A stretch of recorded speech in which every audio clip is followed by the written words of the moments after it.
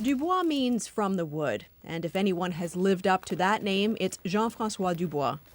Most weekends you can find him in Ottawa area forests looking to identify and protect one of Canada's most endangered plants. Before I found my first one, I've looked for at least 5 or 6 years. Just walking through the bush? Yeah, almost every weekend. 14 years ago, Dubois found what he was looking for. Oh my God, almost like winning the lottery. Yeah. It was such a moment for me.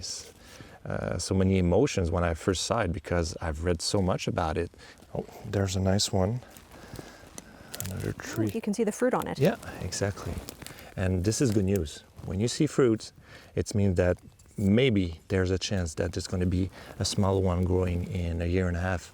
Dubois, a botanist, discovered this small patch of wild American ginseng in 2011. His guess is there are around 50 plants in this spot, not enough to survive in the long run. Sadly, if it doesn't have the minimum number of plants, 170, usually the population have tendency to go down in size and eventually disappear. Wild ginseng is on the brink of extinction. Dubois says there are only 24 viable populations left in Canada. This is our ivory. This is our rhino horns. In Canada, of course, it's a plant. It doesn't bleed. It doesn't cry, but it's danger of extinction here in Canada. We have to do something. Trade in wild American ginseng started 300 years ago. Settlers in New France traded it almost as much as fur.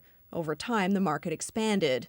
Long used in traditional Chinese medicine, physicians found the plant helps with digestion and nervousness.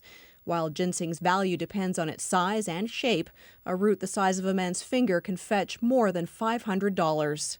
I gotta get some ginseng quick. So I went to a holler that I've never been to before, and sure enough, I hit a jackpot.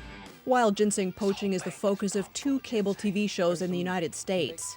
Ginseng thieves are also at it in Canada, and that's why Dubois' discoveries are now protected under constant surveillance by conservation officers.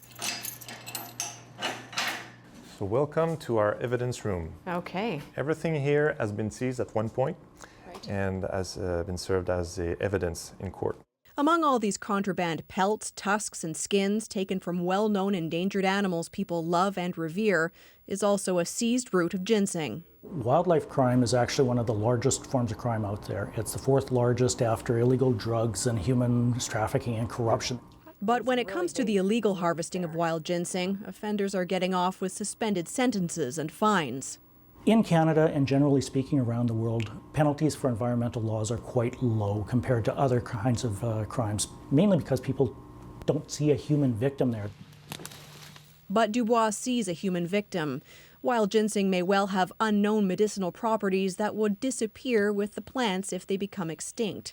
It's why he continues to explore the woods for more wild ginseng to protect. Alison Crawford, CBC News, in an Ottawa area forest.